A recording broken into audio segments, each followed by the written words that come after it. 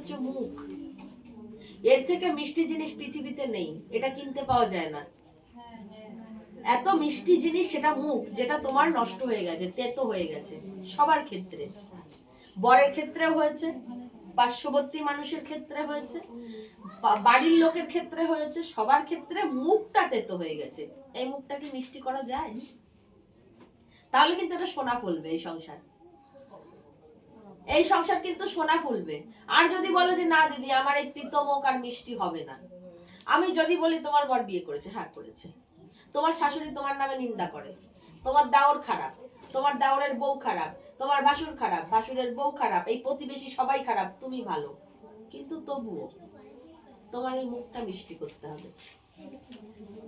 তুমি সব থেকে ভালো, তোমার মুখ মিষ্টিটা করতে হবে। আমার কেউ আমার মুখে খিস্তি, আমার কোনো খারাপ কেউ এই জায়গার মানুষ বলতে পারবে না কখনো থেকে আমার খারাপ হয়েছে আমি দিদি সহ্য করতে পারিনি। আজকে ছয়টা মাস না এই যে কেস কামারি হলো না, সেও আমার এখন তোমার সাথে ছিল, কিন্তু এই লাইনে যাই পাল্টে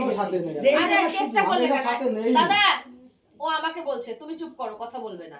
বলছি তুমি কেস করলে কেন? এই ঘরটা নিয়ে, ঘরটা নিয়ে আমি ওই যে ঘর করতে গেলাম, আমার এই ঘর একটুখানি বারান্দা ছিল, আমি যখন বাড়াতে গেলাম আমার মিস্ত্রি আসছে, মিস্ত্রি আসার পরে আমার দেওর বসিয়ে রয়েছে, এই বাইরে কথা হচ্ছে কিন্তু।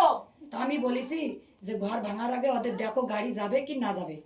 সৌরভ আমার দেওয়ারের নাম, উঠতে বললো, উঠলে না, পরটা পাটকাঠি মেপে দিল, বলছে এই মাপে যদি হয় তাহলে হচ্ছে করবে আর না করবে না, পাটকাঠি মেটিয়ে দিল, উঠলো না। এবার আমার ভিড় হয়ে গেছে, আমার দেওয়াল ভাঙা হয়ে গেছে, আমার তো দিদিন ঘর করতেই হবে। তখন ও উঠে বলছে যে এই গাড়ি আমার যাবে না। এবার মিস্ত্রি বলছে গর্ত করা রয়েছে জন্যে এরকম দেখা যাচ্ছে, ঠিক ঘরটা হোক তোমার গাড়ি যাবে, বলছে আমার গাড়ি যাবে না। আচ্ছা, তকাতকি করেছে, মিস্ত্রিরা রেগে গেছে। আমি বলছি যদি না যায়, ঘর বাড়ি নিয়ে কেস করেছো? হ্যাঁ আমি বলছি যদি না যায় সেটা আমি বলছি। আচ্ছা, ঘর বাড়ি নিয়ে কেস হ্যাঁ